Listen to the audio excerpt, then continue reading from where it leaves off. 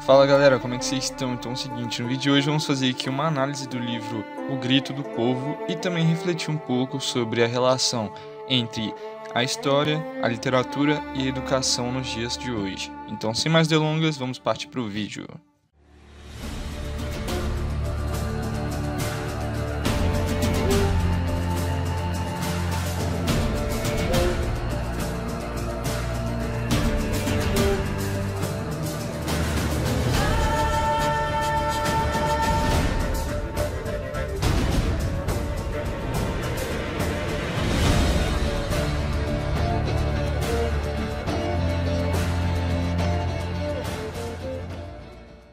Diversas vezes nos deparamos com aulas maçantes e entediantes, o que pode causar constante perda de atenção, tanto que, segundo a OCDE, professores no Brasil perdem cerca de 20% de suas aulas tentando acalmar os alunos e restabelecer a atenção da turma. Esse dado alarmante provoca diversas reflexões e também torna evidente a necessidade de mudanças. Mas como fazer isso? Muitos alunos percebem e acreditam que muitas aulas a respeito de alguns conteúdos não são lecionadas da melhor forma e algumas vezes ela é dada de maneira chata, tornando bem complicado manter a atenção fixa e também aprender a matéria exposta. Com base nisso, possíveis sugestões para transformar essa realidade seria alterar o processo de ensino, mudando o formato das aulas, tornando mais dinâmicas e também alterar a ferramenta usada nessas aulas. Para isso, é aconselhável adotar práticas como a exibição de filmes e vídeos, realizar discussões dando voz aos alunos e também adotar literatura para efetivar o processo de ensino.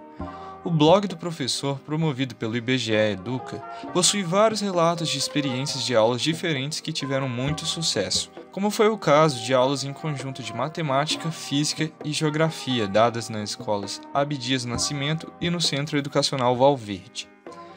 As aulas juntaram cartografia, cálculos relacionados aos mapas e Pokémon.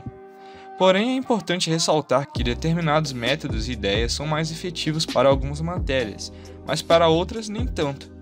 Para a história, por exemplo, uma ideia extremamente efetiva que torna as aulas dinâmicas e contribui para o ensino é a adoção da literatura, como documentos históricos e livros que dão uma visão além da história que normalmente é ensinada. Segundo Sidney Shalhoub, a literatura pode ser lida como um intuito de interpretar a história, ou seja, a partir de determinado texto literário é possível compreender diversas coisas, como por exemplo, características do período retratado e também do período ao qual ele foi escrito, além da forma de escrita da época, seja ela sobre o autor ou sobre quem o autor escreveu. No geral, a adoção desse método torna as aulas muito mais dinâmicas, porque com os livros e documentos um novo elemento é adicionado à sala de aula, o que pode causar muita curiosidade e animação. Também é evidente a contribuição que esse elemento terá para o vocabulário dos alunos. Utilizando essa ideia, as aulas se tornam muito menos cansativas para os professores e mais atrativas para os alunos, tornando-se dessa forma mais promissoras para ambas as partes. Agora que deixamos claro, essa importância da relação entre história, literatura e educação, vamos fazer a análise do livro O Grito do Povo.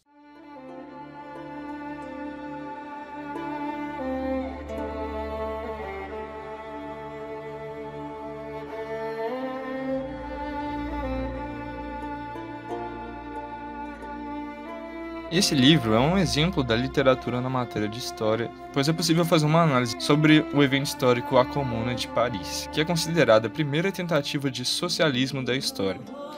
A Comuna de Paris foi iniciada como uma revolução proletária em 18 de março de 1871 e terminada em 28 de março do mesmo ano.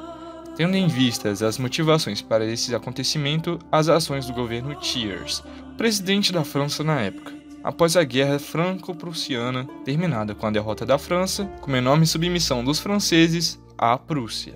Os operários e setores populares da capital pediram reformas sociais, principalmente no que se referia ao direito de propriedade. Com a pressão popular, Thiers transferiu o governo para Versalhes.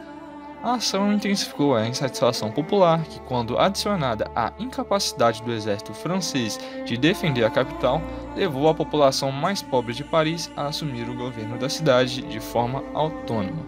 Isso ocorreu após a revolta que atingiu também a Guarda Nacional, que se insurgiu em 18 de março de 1871, ficando ao lado dos comunardos. E essa revolta levou à criação da Comuna de Paris, uma espécie de governo laico antiliberal, no sentido econômico, e socialista.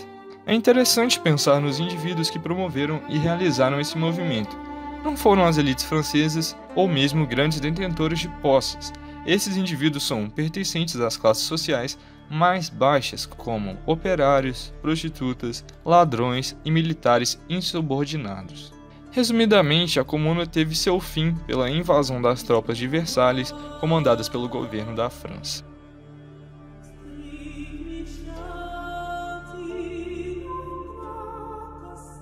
O cineasta e escritor Jean Valtrin se uniu ao quadrinista Jacques Tard para realizarem a produção da história em quadrinho O Grito do Povo, que foi dividido no volume 1 e 2 aqui no Brasil.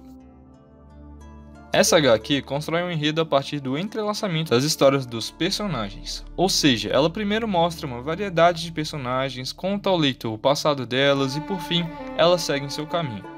Entretanto, em algum momento da história, o caminho de duas ou mais personagens se cruzam, gerando interações entre eles e a partir daí o enredo se desenvolve. Pode-se definir 3 personagens principais no qual o enredo se baseia nos seus passados e nas suas interações. O primeiro a se falar é Charles Bassicoursé, que pode ser referido na HQ por 2 nomes, Horace Grondin ou Prisioneiro 2017. Um homem de idade mais avançada que foi preso injustamente pelo crime de ter assassinado de forma brutal a sua enteada. Antoine Joseph Taparnin, que Grondin julga ser o culpado do assassinato de sua enteada. Entretanto, ele saiu do local anteriormente ao assassinato. Se juntou ao exército e se tornou capitão, e ainda posteriormente se torna membro da Comuna. Enfim, temos Gabriela Pucci, ou Coffee Com, uma prostituta conhecida como a melhor em seu ramo de trabalho, amada e bajulada pelo dono do melhor clube ou bordel da cidade, além de ser a paixão que Tarpagnan perseguiu por praticamente por toda essa história.